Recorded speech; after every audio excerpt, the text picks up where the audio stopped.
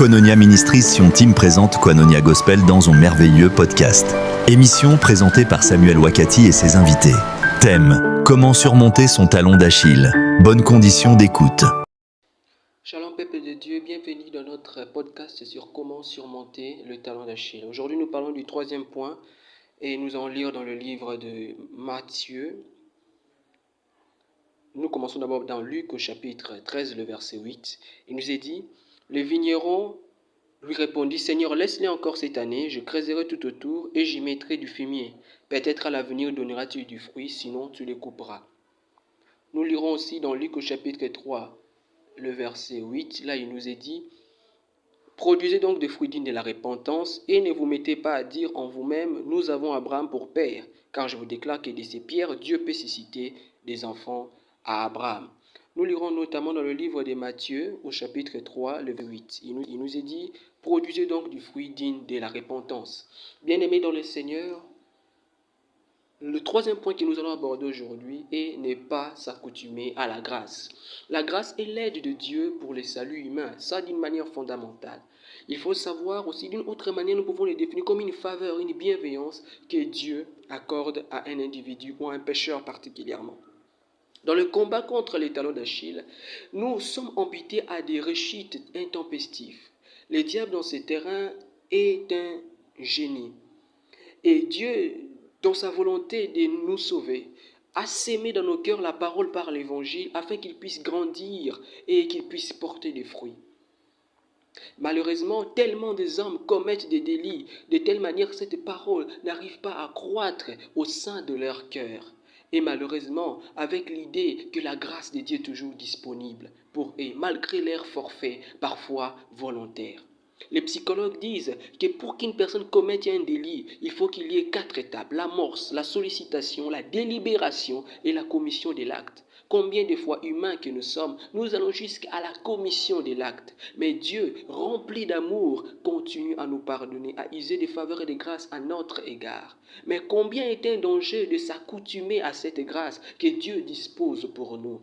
Car le diable, devant une telle situation, lève 3 pièges, à savoir la séduction, la culpabilité et la coutume, ou s'accoutumer à la grâce de Dieu.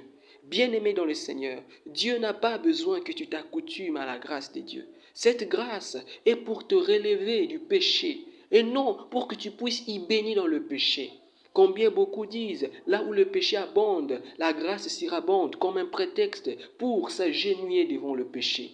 Combien d'autres même, à cause des différents forfaits commis dans leur vie, malgré ayant la foi, ils ont abandonné le chemin de la détermination à suivre le Seigneur pour se laisser s'accoutumer à la grâce de Dieu que je demanderai pardon. Le Seigneur a besoin que tu prennes une décision ferme qui consiste à ne plus s'accoutumer à la grâce de Dieu, mais à produire des œuvres, à produire des fruits dignes d'une véritable repentance, qui te tire, qui t'enlève dans le bon lieu du péché et de l'accoutumance à la grâce, qui t'habitue à la grâce de Dieu, qui t'habitue à la faveur de Dieu. Car Samson est tombé parce qu'il s'est habitué à l'aide de Dieu qui venait vers lui à chaque fois qu'il trébuchait. J'aimerais raconter cette anecdote de cet homme qui commettait des forfaits, des délits. À tout moment qu'il faisait des forfaits, des délits, son avocat intervenait dans le procès et il était libéré. Et lorsque son avocat allait l'interpeller, il disait: toi tu es là pour mon argent, tu es là pour que je te paye. Mais il est arrivé un jour auquel cet avocat, il est passé d'un avocat pour devenir juge. Et lorsqu'il attendait que son avocat entre dans l'audience, il regarde et il voit son avocat devenir le juge. Et ce jour, son avocat qui est devenu juge lui a dit: aujourd'hui je suis juge, je ne prends pas parti pour toi, mais je prends parti pour la justice. Bien-aimé dans le Seigneur, lorsque tu t'accoutumes à la grâce, lorsque tu t'accoutumes à la faveur de Dieu, il viendra un jour que le Seigneur ne viendra pas comme avocat, mais il viendra comme juge. Où seras-tu? Le Seigneur a besoin que tu produises des fruits dignes d'une véritable repentance, dignes d'une repentance réelle. Toi qui vis dans l'immoralité, toi qui vis dans le péché, toi qui vis dans le jeu d'hasard, toi qui vivent dans une vie de compromission, dans une vie d'impureté, dans une vie de combat contre l'esprit, dans une vie de combat contre l'appel de Dieu, dans une vie de combat contre la sainteté, dans une vie qui est en train de bafouer la volonté de Dieu. Le Seigneur t'appelle aujourd'hui à ne plus t'accoutumer à sa grâce, à ne plus s'accoutumer à ta grâce, mais de saisir cette grâce comme étant une opportunité du salut, comme étant une opportunité du salut, car le Seigneur frappe à ta porte et il a besoin que tu produises des fruits de la repentance, comme ce vigneron lorsqu'il dit laisse-moi encore cette année, peut-être le Seigneur te laisse ce mois, il te laisse cette semaine, il te laisse ce jour, il te laisse cette année pour que tu produises des fruits dignes d'une véritable repentance. Il viendra le moment auquel le Seigneur sonnera de la trompette. Où seras-tu? Il viendra auquel le Seigneur t'appellera à lui. Où seras-tu? Le Seigneur a besoin de toi. Donne ta vie à Jésus-Christ et le Seigneur ne manquera pas de te faire du bien. Dans le nom de Jésus, que le Seigneur bénisse. Merci d'avoir suivi ce podcast.